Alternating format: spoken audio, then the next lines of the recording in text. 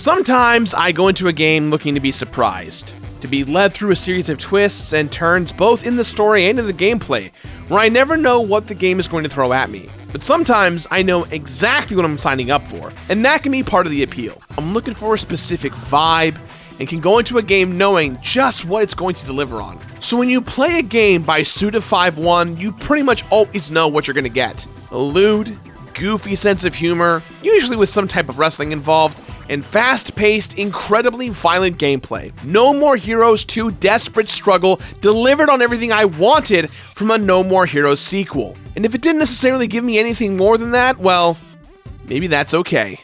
Hey everyone, and welcome to another episode of the Completionist New Game Plus, where I am recompleting the original 120 games that I featured here on the channel. Today, I am really excited to take another look at No More Heroes 2 Desperate Struggle, because as all of you know, I'm a huge fan of these games. In fact, I've always been a huge fan of Suda51 in general, and it only got more true after I worked with him on my Travis Strikes Back video last year, and even got to hang out with him a little bit in Japan more recently. That guy rules, and these games rule. And while there's not a ton that sets the sequel apart from the first one, I'm always down for more of Travis Touchdown, Stand to Destroy, and everything else about this ridiculous over-the-top franchise. So, let's all grab a hold of our beam swords and get to work. And yes, I'm aware of how that sounded. I'm not going to do a No More Heroes episode and not make some dick jokes. Let's go.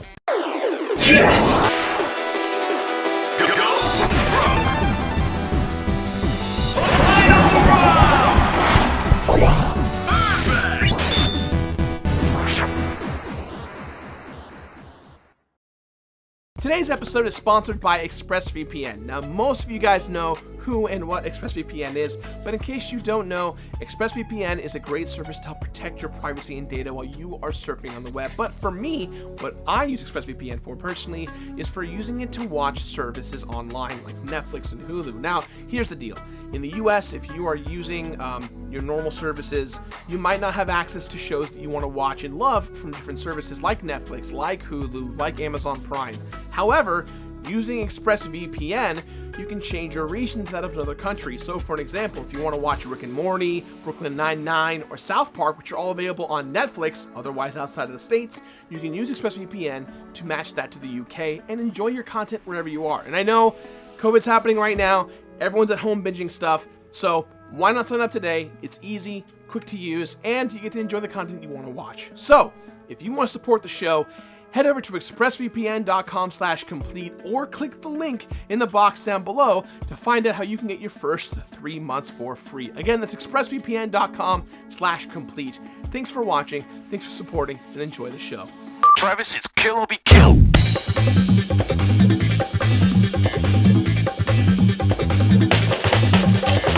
The first No More Heroes game was one of my favorite games on the Nintendo Wii, in large part because there wasn't really anything else like it. I love Nintendo and their mass appeal gimmicks like the Wii's motion controls, but there was just something so delightful about seeing Suda take those very same motion controls and pervert them into something so outrageous. Cause grandmas love Wii bowling, but something tells me they wouldn't be so on board with using the Wiimote to power up a beam sword by masturbating. And honestly, that's also part of the reason why I never really expected a sequel. These games are a weird outlier, and Suda51 was really forthcoming about the fact that he never intended No More Heroes to be a series. But the first one did surprisingly well, thankfully, and it only took a few years for us to get a second dose of Travis Touchdown and his ultra-violent antics. And thank God, because the much longer gap between this game and the upcoming No More Heroes 3 is honestly kind of killing me. We just got Travis Strikes Again not too long ago, and it was a good appetizer. But now, I am ready for the main course. And there's really no better way to kill time until that happens than going back and playing the first two games, which are exactly as profane, violent, and over the top as I remember them being. I have probably revisited the first game more than the sequel because I have a little more nostalgia for it, but the sequel is exactly as ridiculous. And when I say exactly, I mean exactly. There aren't a ton of major gameplay differences between the two with regards to main gameplay. You still use the remote to help Travis slice through enemy after enemy, but now he can also dual wield at some point, or switch between the new and fancy beam swords on the fly. And there are still a series of minigames out there, but they're now 8-bit minigames that you can use to earn money. And in this, No More Heroes 2 does away with the open world setup of the original, and it really streamlines things without having to make any huge changes from what worked so well in the first game. But while the gameplay has been streamlined a bit, the story is still exactly as ridiculous as I wanted it to be and remembered. I'm honestly not sure there's any way to sum it up in just a few sentences and do it justice, but I will try. So here we go.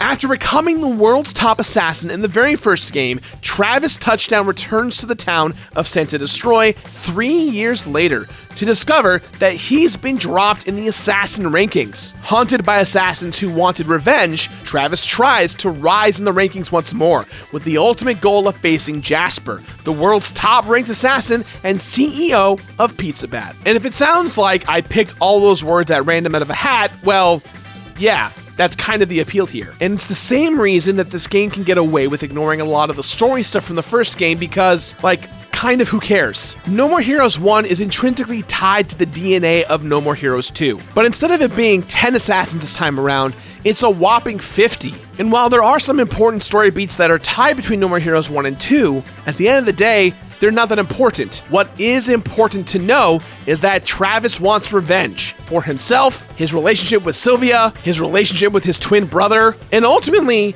just being the best badass assassin in the world. The story of Travis Touchdown isn't designed to pull at the heartstrings or make you think about high-minded concepts. It's more of a delivery method for Suda's potent mix of dick jokes and sword fights and wrestling. And honestly, I wouldn't have it any other way. Look, I love it as much as anyone when a new installment of a series takes it in a bold and exciting new direction. But sometimes, all I want is more. More of the things I loved the first time. More fights, more minigames, more collectibles, more oddball assassins, more wrestling moves. And for both better and worse, No More Heroes 2 is focused on providing a more streamlined version of that exact same experience. And while I'm sure the third game will have some cool new Switch-specific features, I'm revisiting this one because I want the same classic No More Heroes experience that it delivered when I played it the first time. Which isn't to say that there aren't any new ideas at all here, but the ones that are here slot perfectly into the established vibe from the first game. Like my favorite new feature this time around, the ability to turn into a tiger and rip enemies to shreds. Of course Travis can turn into a tiger this time around. Why wouldn't he? It's a feature that feels so at home in this series that it's honestly wild to me that he couldn't turn into a tiger in the first game. Other than the tiger stuff though, the combat essentially feels the same as the first game, and I was able to jump right back into it without skipping a beat. Do I still wish they'd mixed it up a little bit more? Yeah, because even dual-wielding 2 beam katanas at once doesn't really change the way Travis fights at all. And across the 2 games, this sort of hack-and-slash repetition can definitely get a little bit monotonous. Even on Bitter Mode, which is the hardest difficulty, the combat still feels pretty easy. For a series that's so wacky and creative, it just feels a bit like a missed opportunity to use the new weaponry in a way that opens up new combo possibilities, or at least, I don't know, more dick jokes or something. Which isn't to say that this game isn't still hilarious, because it is. The slot machine bonuses are still ridiculous and badass, although the Tiger one is definitely the best. When I played No More Heroes 2 for the first time, I was delighted to see that minigames and side quests were way less annoying this time around. And it was interesting going back to it after playing Travis Strikes Again, which basically took those 8-bit minigames and folded them into a main game for a cool, retro hodgepodge of nostalgia. Although one thing that this game did not learn from its predecessor is the fact that the minigames, while they are fun, are necessary to grind things out. And when there's grind, it means you have to play the same minigames over and over and over again to farm for money to upgrade Travis with his weapons, his outfits, so on and so forth. So for an example, there's a minigame when you're in outer space and you're flying around to clean up the debris that's out there. This game is very, very, very easy to do, and it's fun. The problem is there's a lot of loading in between starting the thing up, starting it over, and it does give the most money available in the game within all of these minigames. With that said, you have to play this game well over 20 times if you want to have enough money to purchase everything there is in the game, including the ultimate beam katana, completely maxed out. So while I am bummed out that the overworld stuff is kind of done away with, I am happy that they did streamline it with the minigames being a lot more easy to access. I just wish that you made more money in the long run on these games, because otherwise it does get monotonous after a few hours. So going back to No More Heroes 2 and seeing how much attention Suda51 paid to these silly little side games makes me really excited to see what he has up his sleeves for No More Heroes 3, because slicing through waves of enemies is great, but there are a lot of games where you can do that. But this is the only game I could think of with a series of minigames dedicated to helping your pet cat, Jean, stay in shape. And maybe if Jean does enough exercises one day, she can become a tiger, and that would be okay, you know what? I'm sorry. That's not how tigers work. Cats cannot become tigers.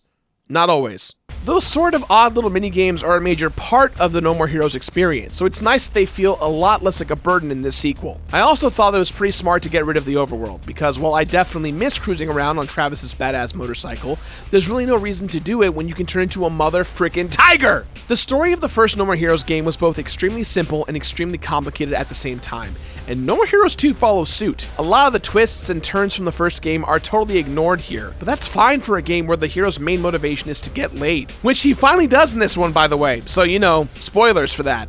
But in spite of all these bonkers characters in these worlds, the story stuff mostly boils down to two classic video game concepts: trying to prove you're the best fighter who ever fighted, and getting revenge for the death of someone you cared about. And that's fine.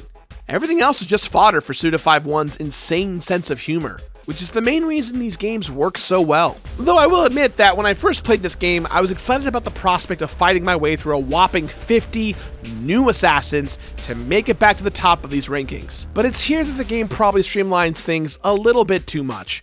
I remember being really bummed out when a whole bunch of those assassins would get wiped off the board all at once in one fight, and that's still true here. Now look, obviously I'm not complaining about a sequence in which a bunch of cheerleaders turn into a giant robot. That is awesome as hell. But it does suddenly move Travis way up the ranks without feeling like we've really earned it. Same goes for the sequences where you get to play as the other characters like Travis' protege Shinobu Jacobs or his brother Henry. They have some of their own moves, and Shinobu especially plays very differently from Travis, but they are both confined to really short, specific in-game sequences. I remember wishing for more of that variety, and I found myself wishing for that same thing all over again. Because I know this game is called No More Heroes, but I kinda wanted more heroes to play as. But instead, the game just throws a lot of collectibles and cosmetic items at you, which are all pretty cool, but none of which have a huge impact on the gameplay. Okay, look, I know I promised I'd stop talking about the tiger, but I actually have a point this time around. I remember how much I freaked out when I first discovered the addition to this game that I could turn into a tiger, and I wanted more of that craziness. Not more tiger stuff specifically, although, like, sure. But I mean more of that sort of extrapolation of why I've always loved No More Heroes. Bonkers ideas that also feel like a natural extension of the hyper-specific tone that Suda51 is so good at cultivating. Because streamlining things is great, but a good sequel also heightens the things that worked the first time around, which this game definitely does to an extent. But it's a testament to how good it is that I wanted even more of it. It's the same way I felt when I first played this a whole decade ago, but now that I know that there's finally, somehow, some way, a third game on its way, it amplified those conflicted feelings. I hope the next game adds all kinds of ridiculous new ideas, like, I don't know, two tigers and mechs. But even if it doesn't, I'm just hype for more No More Heroes. Now look, I love completion bonuses, obviously. I wouldn't be the completionist if I didn't. But I also love the act of collecting things and watching them accumulate. So while No More Heroes 2 doesn't have much in the way of completion rewards, it does let me look at my collection as items accumulated in Travis's room. Now, do I think it would be dope if finishing out those collections got me something? Anything at all? Yeah, but I already knew not to expect that, so the disappointment wasn't as palpable this time around. And that's not to say that there are no rewards at all. Beating the game also unlocks Deathmatch mode, where you can fight any of the bosses whenever you'd like. And helping your cat get into shape unlocks a pretty useful new maneuver. And then there are the revenge contracts, where you can defeat 10 deadly assassins to unlock the ability to take off your jacket. Cool. And that one is especially anticlimactic because there are already so many dope outfit options that when I finally got the ability to take off my jacket, my reaction was, wait, why can't I already just do this anyways? And something isn't really a reward if it's just a reminder of a thing you should have been able to do from the very beginning. And it's especially frustrating because it's one of the only actual rewards for completing something in this game. Beating deathmatch mode against all characters gets you nothing. Beating the game on bitter, the hardest difficulty in the game, also gets you nothing.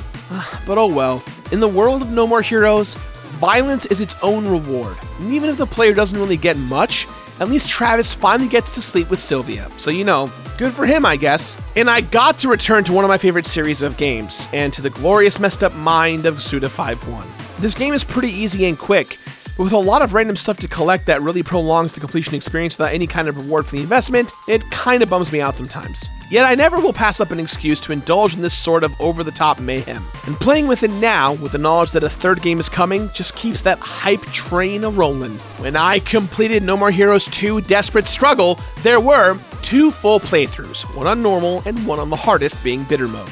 Now the difficulty spike is pretty substantial here, but it only feels worse because there's nothing at the end of that rainbow other than bragging rights. 5 deaths, most of which still happened during the last fight against Jasper, which I remembered as being one of the only part of the games that's especially difficult. And that's still the case here. 169 items of clothing unlocked, which, nice. But also, 109 of them are t-shirts, and spending that much time collecting someone else's t-shirt collection is decidedly not nice. Look, I don't need that many in a game where I'm only going to ever wear, maybe the same 4 or 5. 18 hours of total playtime, which seems a little bit quicker than last time around because I didn't have to worry as much about what to do, but I still had to do 2 full playthroughs. 50 assassins crossed off the list twice, only some of which are actually killed by Travis. I knew better than to be disappointed about that this time around, but I'd still love the opportunity to murder 50 dudes. Oh well. And 1 awesome tiger, because no, I'm not letting this go. Please sign my petition insisting that Suda 5-1 makes an entire game where I play as a tiger. No More Heroes 2 Desperate Struggle has more assassins, more mini-games, and more, heroes, no matter what the title says. I've always loved both of these games, and I stand by that. I definitely wish this one felt a bit more like a step up from the very first game, but it's still Suda 5-1, and still comes packed with all the things that I expect from him. I don't know if it's necessary to collect every single t-shirt, but I definitely recommend playing through the story if these games are your jam. And honestly, they're still as much my jam as they were a decade ago, which is why this game still gets my completionist rating of finish it. Finish it! Travis, it's kill or be killed.